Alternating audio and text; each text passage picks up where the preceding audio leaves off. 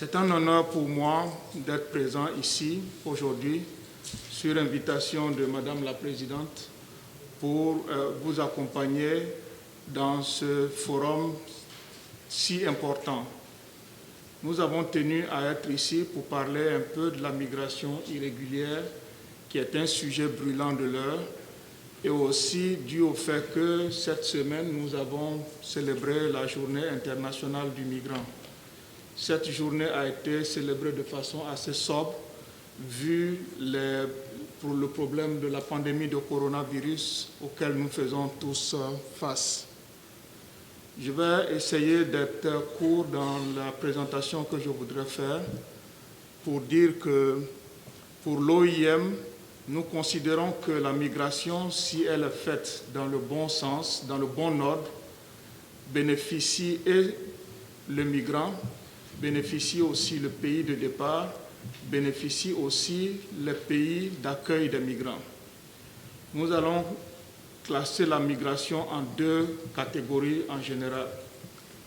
Une migration régulière et une migration irrégulière.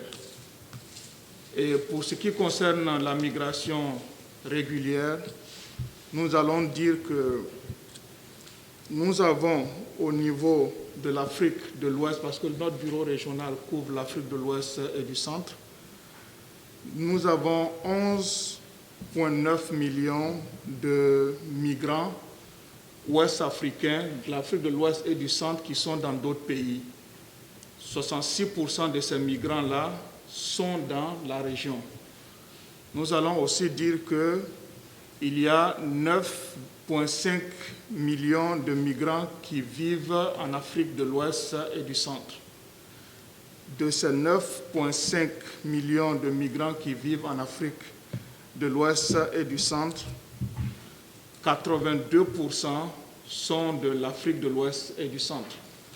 Donc ceci montre déjà combien important est la migration régulière dans nos régions en Afrique de l'Ouest et du Centre.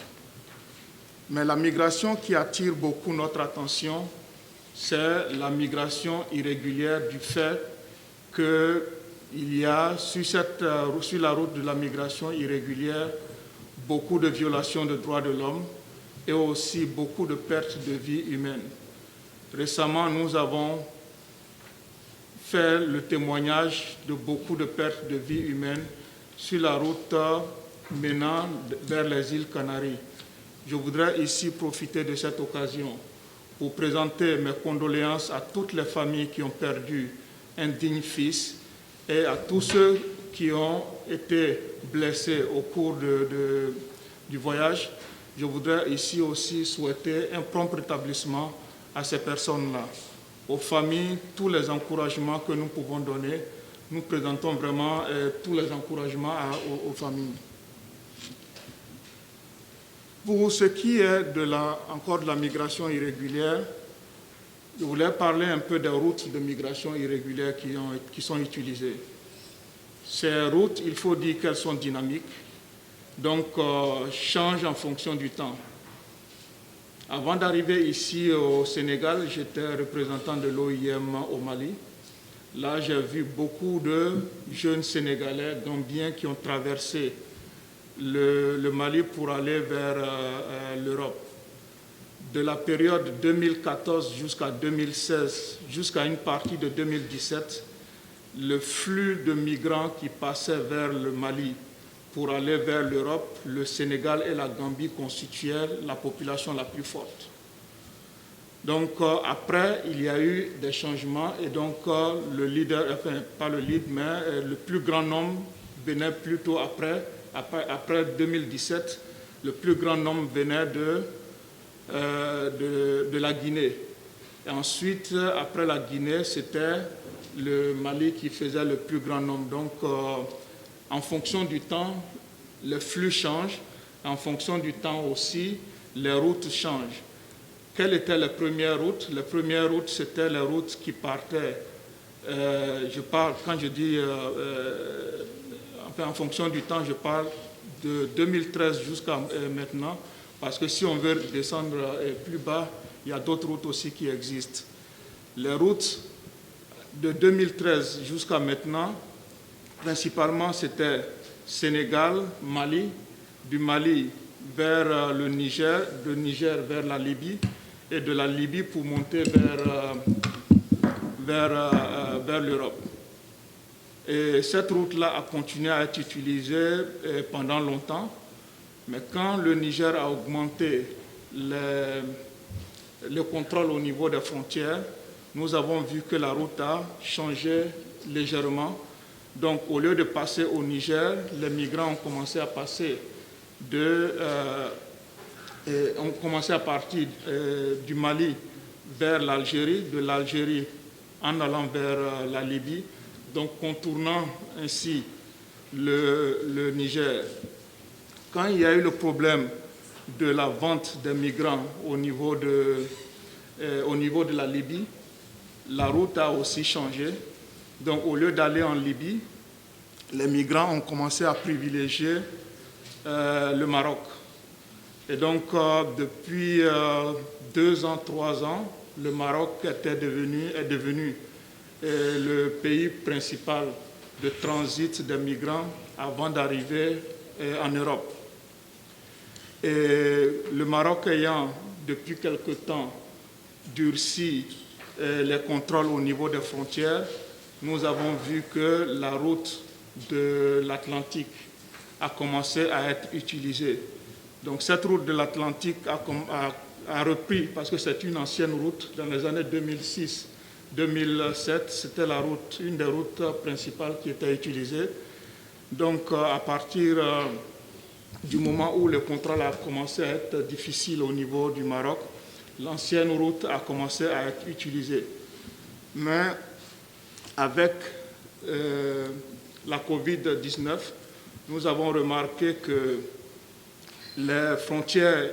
toutes les frontières initialement étaient fermées.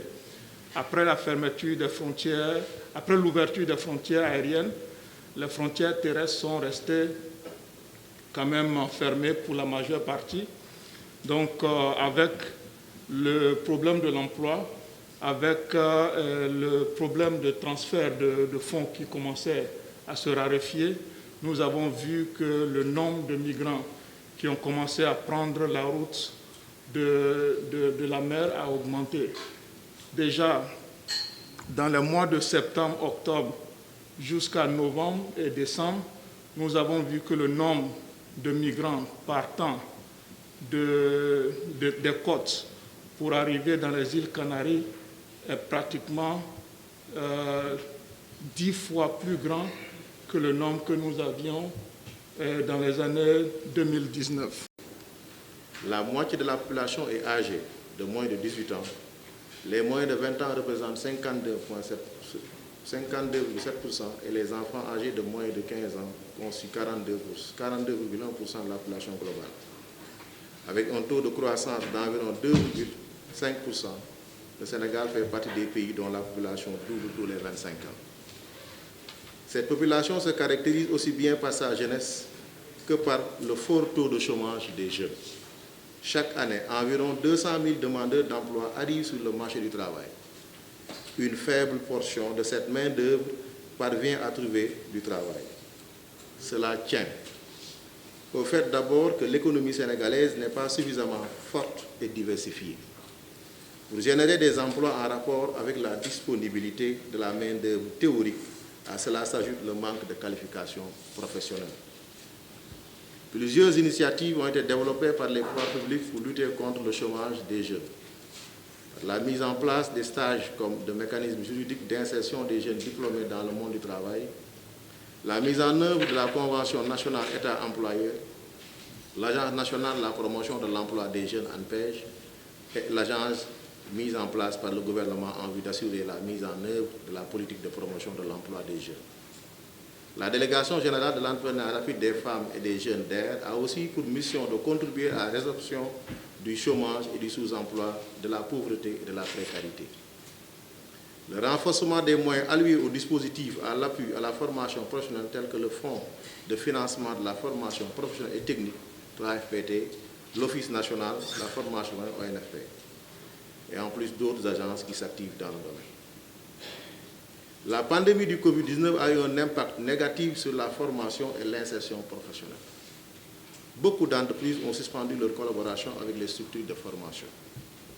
Les entreprises, les effets directs de la pandémie concernent le ralentissement des activités dans tous les secteurs.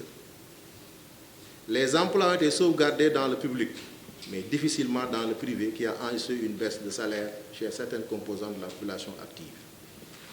Et les politiques en lien avec l'employabilité des jeunes. Beaucoup de projets, de programmes ont connu des problèmes d'exécution. C'est le cas de l'ANPEJ, de l'ANAMO, du 3FPT, du PRODAC et le PF2E. Malgré ces effets néfastes, la pandémie a aussi ouvert les prémices d'un monde de travail post-Covid-19 en favorisant l'émergence de nouvelles formes de travail comme le télétravail. Une course vers la numérisation et au travail à distance. Ainsi, le gouvernement doit renforcer une gouvernance institutionnelle efficace et efficiente et de nature à assurer une meilleure gestion des structures chargées de la promotion de l'employabilité des jeunes et à créer des conditions optimales pour la création d'emplois productifs durables pour les jeunes au Sénégal. Avec plus de 80% des salariés dans le secteur privé et le premier pourvoyeur d'emplois au Sénégal, cependant, il peut contribuer davantage à la promotion de l'emploi des jeunes. Pour accompagner les options gouvernementales ou patronales en matière d'emploi des jeunes, les syndicats, à leur niveau, doivent prendre des dispositions nécessaires pour former et informer leurs affiliés sur les différents aspects de ces politiques ou stratégies. S'informer sur les stratégies en faveur des jeunes, particulièrement ceux relatifs à leur employabilité. Renforcer les capacités des jeunes leaders, des travailleurs pour plus d'implication et d'efficacité dans l'élaboration, la mise en œuvre et le suivi et évaluation des politiques et programmes d'emploi. Renforcer leur capacité d'influence sur les questions en lien avec l'employabilité des jeunes. Relever le défi de l'unité au plan syndical. Développer les réseaux d'alliance avec les gouvernements, les OSC et les organisations patronales. Redynamiser l'action syndicale en direction de l'employabilité avec les jeunes. Mesdames, Messieurs, la pandémie, parmi les dégâts humains, nous notons la recrudescence de l'immigration avec son lot de morts. Cette plateforme mise en place par le Haut Conseil du dialogue social, que nous saluons à sa juste valeur, permettra aux jeunes syndicalistes de se renforcer, de se capaciter sur des questions fondamentales comme l'avenir du travail, ses enjeux et ses défis.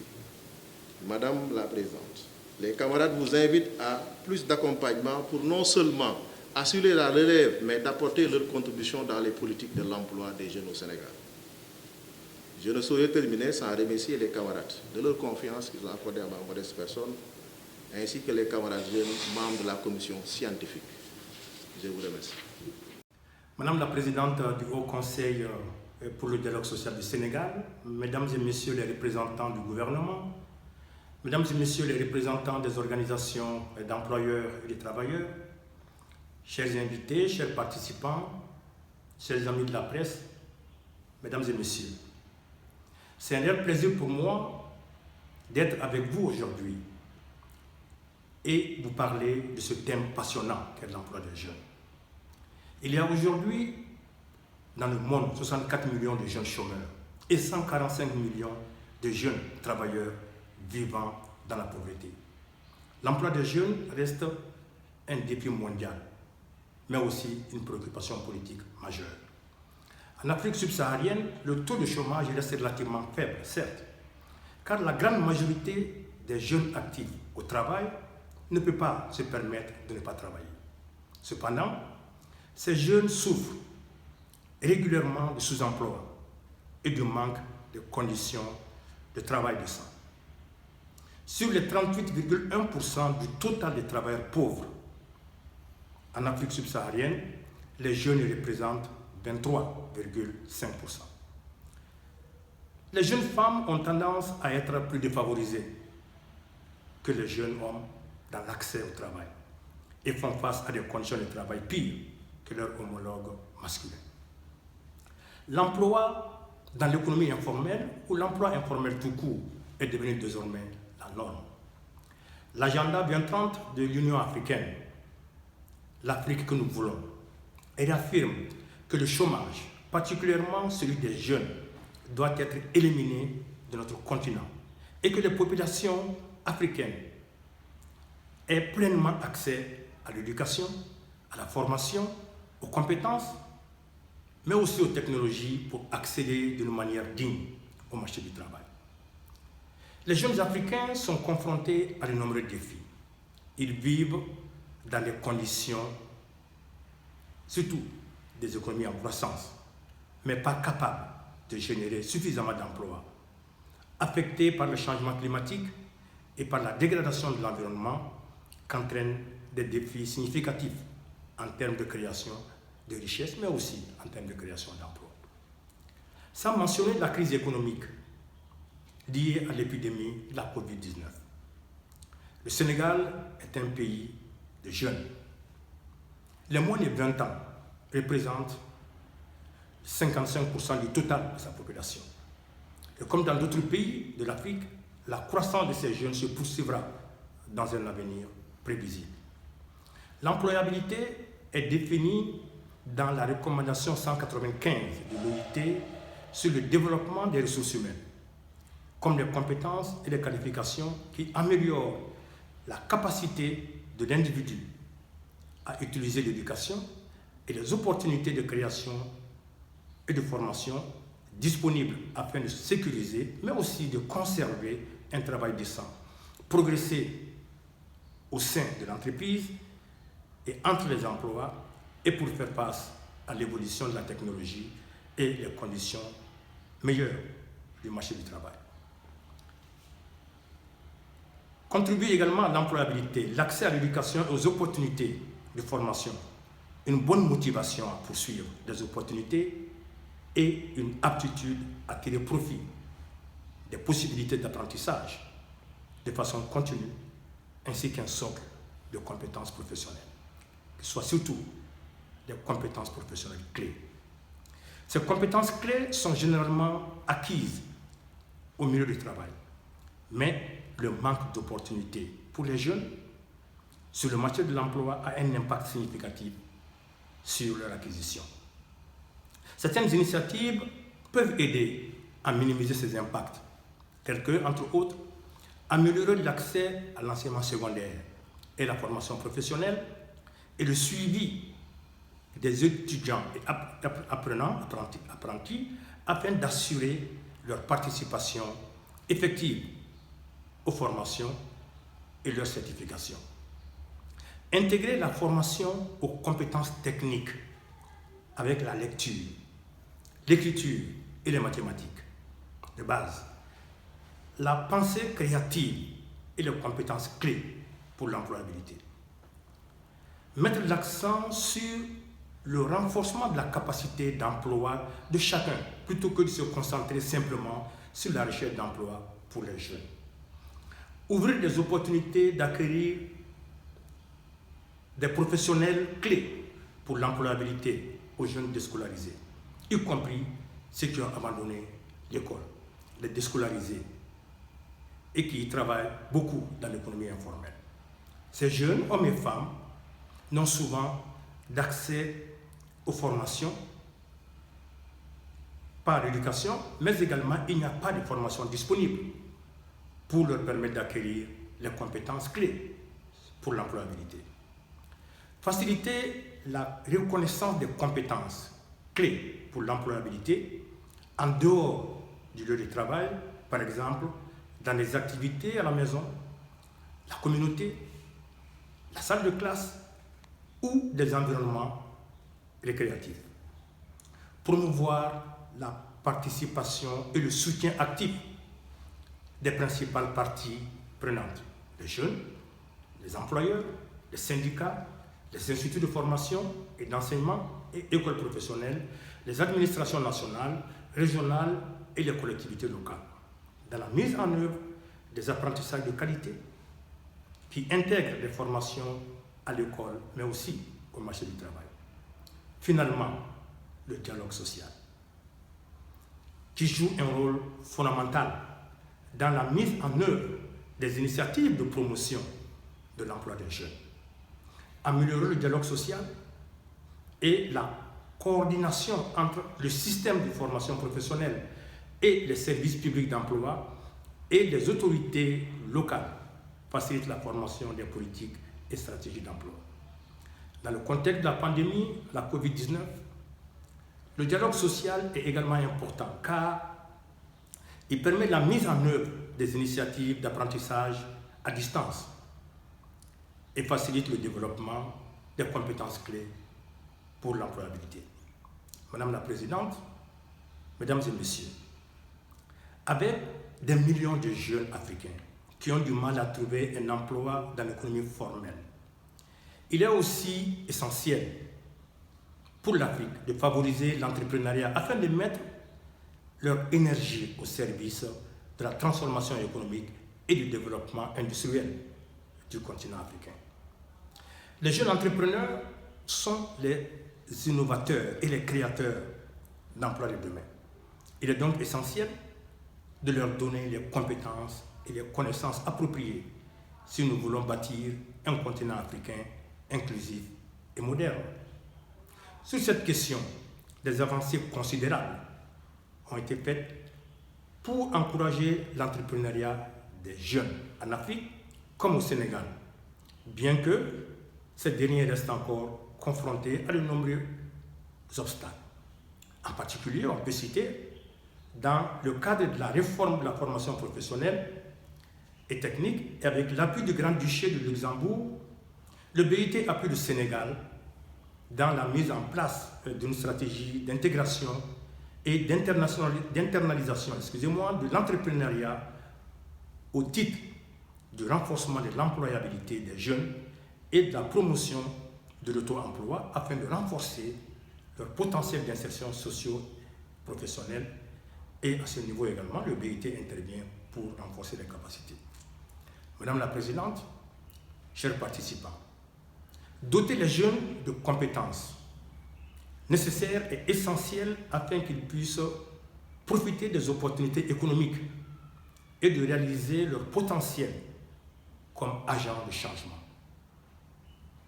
En parallèle, favoriser l'entrepreneuriat des jeunes doit rester au cœur de la mission des mandats tripartites africains de l'OIT comme sénégalaise, à savoir atteindre un développement inclusif, industriel et durable en Afrique. Sachez que l'OIT vous accompagnera tout au long de ce chemin, de ce long chemin. Le chantier sur lequel vous vous engagez est une priorité pour les pays africains. Elle est un axe stratégique pour le BIT en général et pour le BIT en Afrique. Et quand elle est abordée dans un cadre tripartite, elle acquiert toute sa légitimité et sa centralité par rapport aux politiques publiques et au développement des secteurs essentiels de la production. Nous sommes au niveau du BIT avec vous et nous serons ensemble sur ce chantier. Je vous remercie de votre bien aimable attention. Mesdames, Messieurs les membres du Haut Conseil du dialogue social, Mesdames, Messieurs les représentants du Conseil national de la jeunesse du Sénégal, de la Délégation générale à l'entrepreneuriat rapide des femmes et des jeunes, de l'Agence nationale pour la promotion de l'emploi des jeunes, du Programme des domaines agricoles communautaires, PRODAC, du Fonds de financement et de la formation professionnelle et technique, de l'Office national de la formation professionnelle, Mesdames et Messieurs les jeunes des centrales syndicales de travailleurs, Mesdames, Messieurs les correspondants régionaux de la presse, honorables invités, tous en vos titres et grades.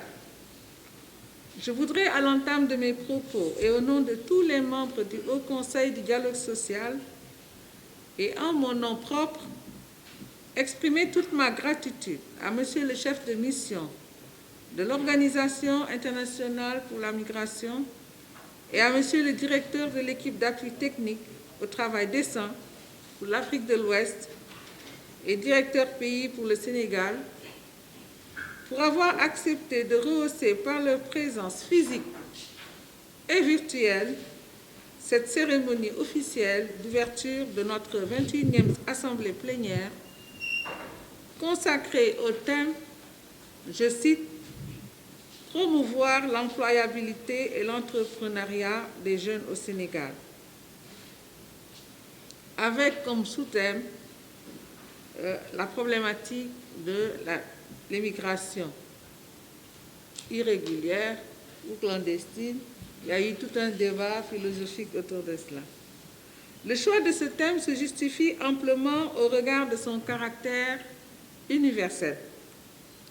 Il s'agit d'un thème qui s'impose comme préoccupation partagée par tous les pays, mais qui se pose aussi en des termes différents selon la qualité de l'employabilité, selon le niveau de développement des sociétés, mais aussi selon la capacité des économies à créer des emplois. Ce thème interpelle donc tous les mandats tripartites, et en particulier le gouvernement et les employeurs. Les centrales syndicales de travailleurs ont certes intérêt à s'engager pour une bonne prise en charge des questions liées à ce thème, au risque, il faut le dire, de perdre le chômage s'amplifiant des membres potentiels et par conséquent leur capacité à influer sur la formulation, la mise en œuvre et le suivi des politiques économiques et sociales. Mais il revient surtout au pouvoir public de veiller d'une part à ce qu'il n'y ait pas de césure entre la formation et le marché de l'emploi. À cet effet, les systèmes d'éducation et de formation professionnelle doivent permettre aux individus de disposer de compétences suffisantes et de qualifications adaptées aux besoins des entreprises. D'où la nécessité de consolider le partenariat déjà effectif entre les écoles de formation professionnelle et technique, les acteurs économiques, dont les organisations d'employeurs. D'autre part, il incombe aussi au gouvernement de contribuer par le biais de l'orientation des politiques publiques, de permettre à l'économie de s'adapter, de se diversifier pour être en mesure d'absorber l'essentiel des demandes d'emploi et de travail. En effet, l'emploi ne se décrète pas. Bien qu'étant le fait des entreprises, l'emploi n'en est pas moins l'aboutissement de la création d'un environnement général des affaires propice, du choix de développement de secteurs porteurs, de la promotion d'incitations économiques et d'innovation technologique dans une approche mettant à profit les spécificités et potentialités territoriales. Toutefois, aucune économie ne pouvant garantir l'insertion de tous les demandeurs d'emploi dans les entreprises, un intérêt particulier devrait être accordé à l'éclosion de l'esprit d'initiative et du potentiel créatif des jeunes. Par ailleurs, quel que soit le niveau de développement des sociétés, les attentes des jeunes générations sont parfois incompatibles avec le marché de l'emploi, qui est toujours en décalage avec leurs aptitudes et leurs compétences.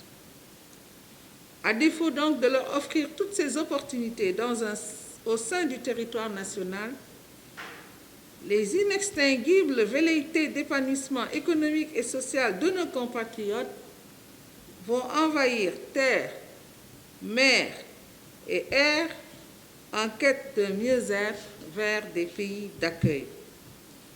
C'est là justement la forme clandestine de cette migration irrégulière qui rend plus actuelles ces problématiques que nous aborderons durant ces 4 jours. Mais cette activité s'inscrit dans le cadre de notre plan d'action 2020 réactualisé, plus précisément dans le volet mise en place de plateformes de dialogue avec les responsables jeunes des centrales syndicales de travailleurs. Pour réaliser cette activité, il a fallu de larges concertations avec des jeunes. D'abord, des centrales syndicales issues des organisations syndicales les plus représentatives qui siègent au niveau du Haut Conseil. Et pour un dialogue inclusif, ces concertations ont été ouvertes aux jeunes des autres centrales syndicales dont je salue la présence et surtout l'engouement. C'est le lieu pour moi de féliciter les membres de la commission technique préparatoire qui ont travaillé d'arrache-pied sous la houlette de monsieur le coordonnateur de projet que j'ai moi-même désigné, qui se trouve être monsieur le vice-président Pape Birama Diallo, que je félicite également pour le travail qui a été accompli. Et aussi l'encadrement technique de monsieur le secrétaire exécutif, monsieur Omar Fall, et la réussite et la tenue de cette activité est extrêmement importante pour le Haut Conseil et pour le gouvernement qui attend des propositions. Je vais continuer. Les normes internationales du travail sur le choix des thèmes. Les normes internationales du travail qui promeuvent l'employabilité. Les dispositions relatives au stage des jeunes diplômés dans le monde du travail et la Convention nationale État-employeur.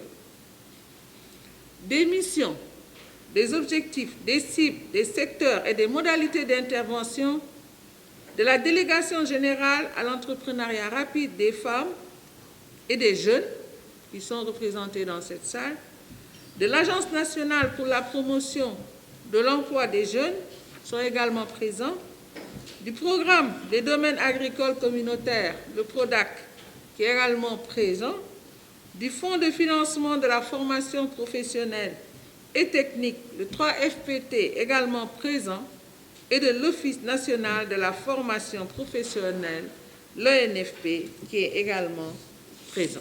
Également, le ministre du Travail, du Dialogue social et des relations professionnelles et des relations avec les institutions, le ministre de la Jeunesse, le ministre de l'Emploi, de la formation professionnelle, de l'apprentissage et de l'insertion et le secrétaire d'État auprès du ministre des Affaires étrangères et des Sénégalais de l'extérieur, chargé des Sénégalais de l'extérieur, et les différents directeurs des structures citées précédemment pour s'être impliqués pour la bonne tenue de cette activité.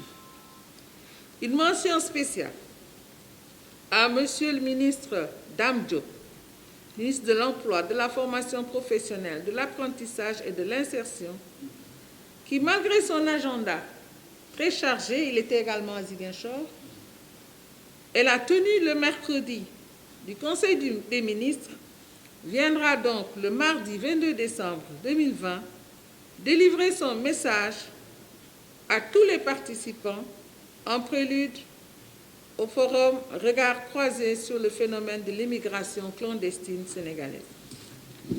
L'examen approfondi de ce phénomène avec l'apport de personnes ressources averties, le professeur Djibi Diakhaté, Madame Fambaye Ndoye, Madame Aïdara, ici présente, nous permettra à l'issue des différentes présentations de formuler ensemble la contribution du Haut Conseil du dialogue social en perspective de la mise en place du Conseil national pour l'insertion et l'emploi des jeunes annoncé, j'insiste sur le mot, par son Excellence, Monsieur le Président de la République, Monsieur Macky Sall. Je vous exhorte donc, Mesdames, Messieurs les participants, à participer pleinement à toutes les sessions prévues en vue de la formulation de notre proposition. Et je voudrais insister sur le fait que c'est une démarche qui n'est pas nouvelle pour le Haut Conseil du dialogue social. Sur toutes les questions qui interpellent l'État, le gouvernement, les employeurs, les travailleurs, nous avons donné notre mot. Sur la question du pétrole et du gaz, nous avons versé dans la réflexion une importante contribution du Haut Conseil des mandats tripartites sur la question de la gestion des ressources issues de l'exploitation du pétrole et du gaz. Sur d'autres thématiques également, nous avons eu, avec la Covid, lorsque le chef de l'État a consulté les institutions et les personnalités de notre vie politique et économique, le Haut Conseil a été consulté et a versé une réflexion des mandats tripartites de l'institution sur l'économie informelle et sur les entreprises en difficulté. C'est pour votre information parce que c'est extrêmement important que vous connaissiez le rôle de l'institution qui est une institution tripartite et qui est la seule, comme on aime le dire, du Sénégal. Ce n'est qu'ensemble, chacun jouant pleinement sa partition, que nous parviendrons à assurer à notre pays un avenir meilleur avec les générations futures mieux insérées dans le monde du travail. Mon dernier mot de remerciement sera pour Monsieur le Préfet, pour votre présence, votre intérêt sur la thématique qui nous réunit aujourd'hui. Donc, je vous prie de bien vouloir transmettre tous mes remerciements à Monsieur le Préfet et Monsieur le Vice-président, Monsieur le chef de mission. Je vous remercie de votre attention.